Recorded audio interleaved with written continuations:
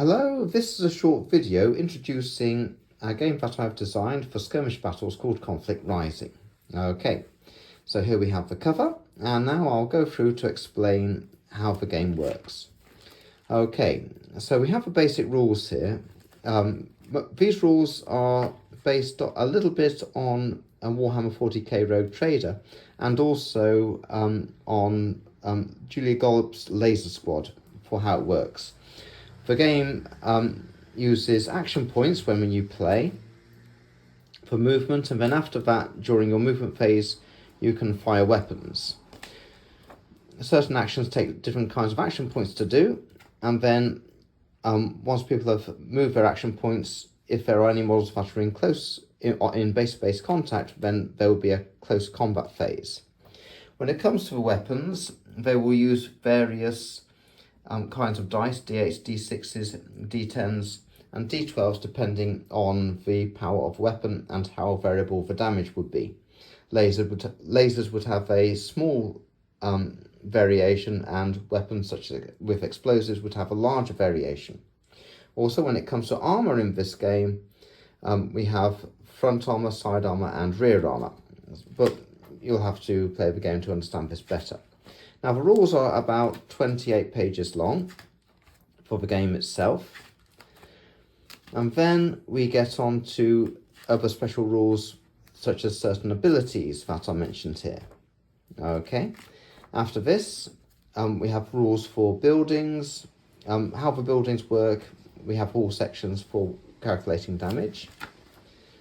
And then after this, we have rules for vehicles. Now, vehicles don't feature that much in the game, but I have rules for all the different kinds of vehicles, and all of these have their own special damage rules that I've placed here. This goes on for quite a while because we have rules for boats, rules for planes, and also rules for machines, walkers, and other various ones like that. Also, there are special rules for certain types of vehicles. And then we also have rules for robots and mech titans and mechanauts, and these are large humanoid type vehicles. Then after that, we also have rules for spaceships, although normally with spaceships, because of the scale of this game, battles are fought on the spaceships, but certain sections will get special damage during battles. Okay, there are now some other advanced rules here for people who are quite adept at the game. And then finally, we're going to look at the section which comes to designing your own fighting force. There are 21 different races in this game. We have koalas, Fadic, Zorks, and many other different races here, all with their own statistics. And it's a brief overlook of, or brief overview of these.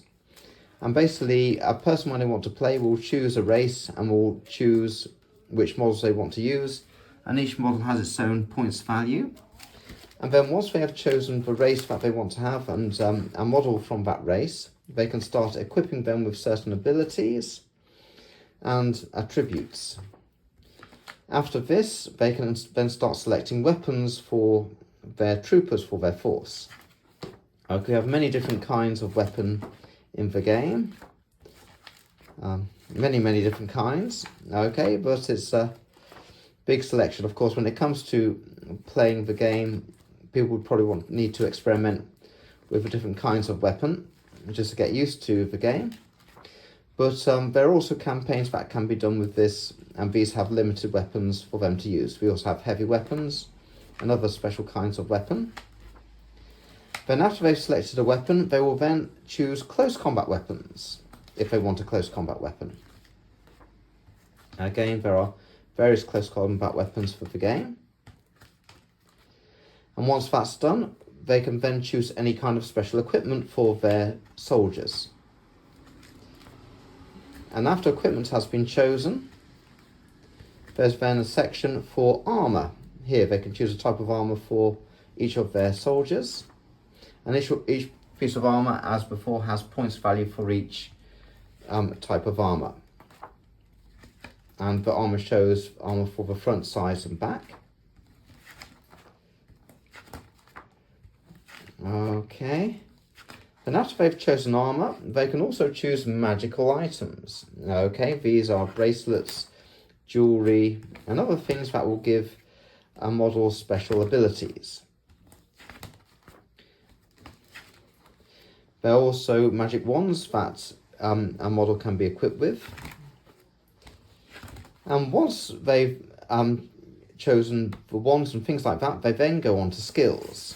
Okay, so this is all part of the same book.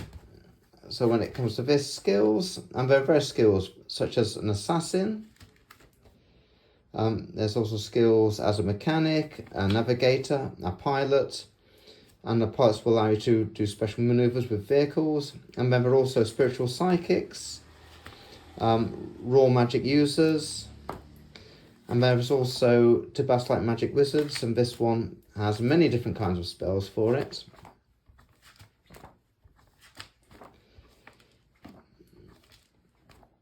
And each spell, certain schools of magic can use different kinds of spell here, which is shown here. These different skills have their own different levels. And then after that, there's other ones such as herbalists, who can create potions. And then other skills here as well, martial artists, rangers, riders, thieves, and also elemental fighters. There's also a section just introducing vehicles. Of course, there'll be more information about vehicles when I do the army list for this, but there's just a brief overview of some vehicles that are available in the game for people to try them out. And then after that, we have special weapons for vehicles, and these are the heavy weapons that can't be carried by standard troopers. Okay, and then after that, we have weapons that can be fired from spaceships from off-planet. Those are extremely powerful. And then finally, we have field support weapons that can be used in the game.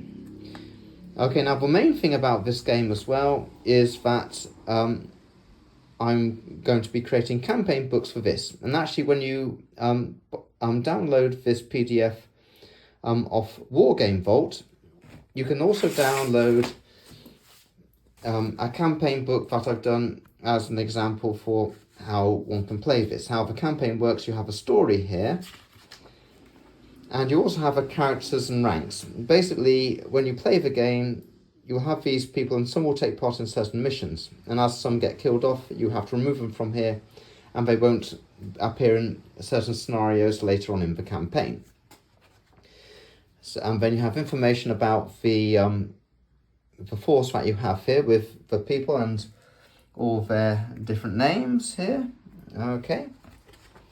And this is the force that you will use in the game. They will play various scenarios, and hopefully you will complete the campaign with still some of them alive. Also, there's a brief weapons list for weapons that are used in the scenario, as well as close combat weapons.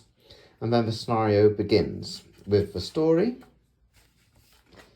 And then you get to the first scenario, which one is, this one is Path to the Mushroom Glades, and that has information about the scenario.